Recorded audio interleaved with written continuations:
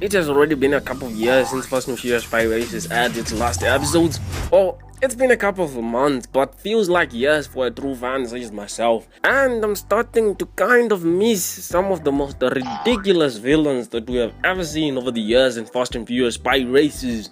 Maybe I miss their butts getting kicked, but either way, there is something about each individual baddie that I kind of want to see again. For example, I miss my boy Shashi Dhar as the main baddie of a story. Oh freaking badly, seeing him in charge of his minions and taking over the world, one shift a race at a time. His sweet freaking awesome pantos, how his cars are super cool.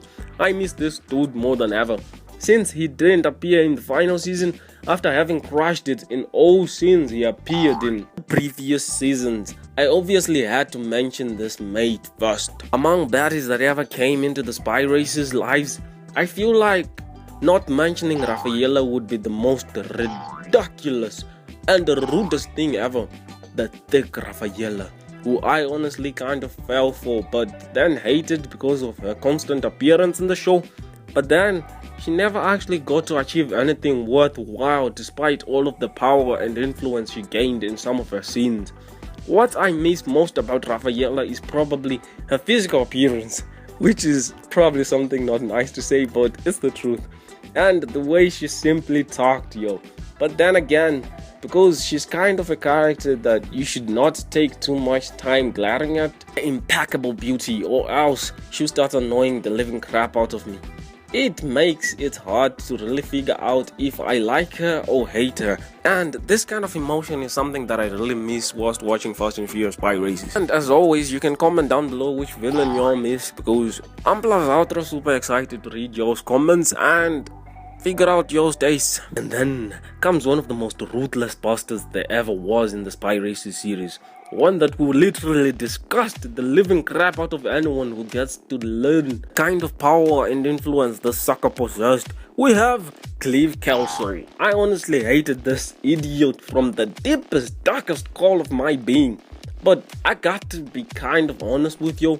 After coming to the realization that yeah, there is a chance that all the old characters will not come back in the sequel spin-off, I started thinking that the thing that makes Spy Races a good show is the different emotions that you get to feel for certain characters.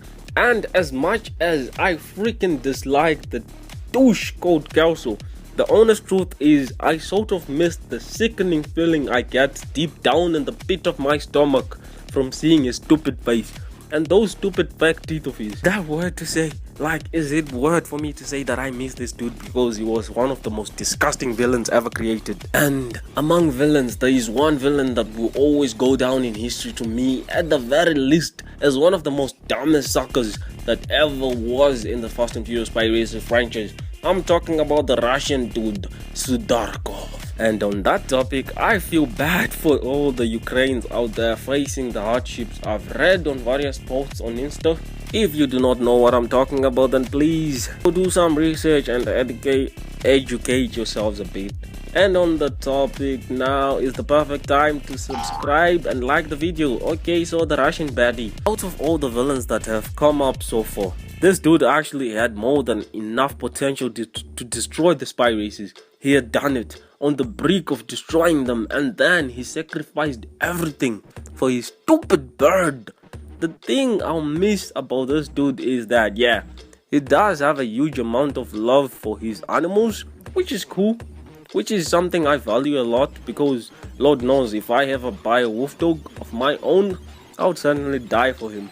And in a way, he did the same kind of thing for his bird by sacrificing his plants like he did in season 5, which I thought was kind of cool.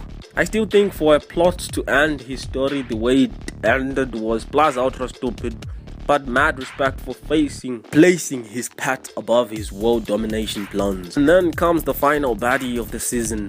The AI brought the spy racers down on their knees. I don't even remember her name. Haha, Dan, thanks to Google. Anyways, her introduction actually brought a whole new concept of villain and superheroes that could emerge from her old tech, teaching the spy races of the kind of mistakes they themselves make and endanger the world showed a sort of great perspective on how even the spy races are all human, and that's the reason I love Dan so much. And also the fact that at the very start, no one, not even me, could have ever suggested that she was an android. I mean, she completely looked human, and it kind of seemed like she was working for someone else, so deceiving me like that, I was super grateful. I thought I'd hear me say those words. And the kind of surprise she kept bringing up just made me love her more. And I sort of can't wait to see if there still exists a piece of her in the spin-off Fast and Furious show, which is to come, probably.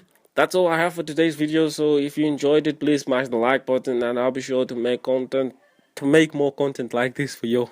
Other than that, stay cool, yo.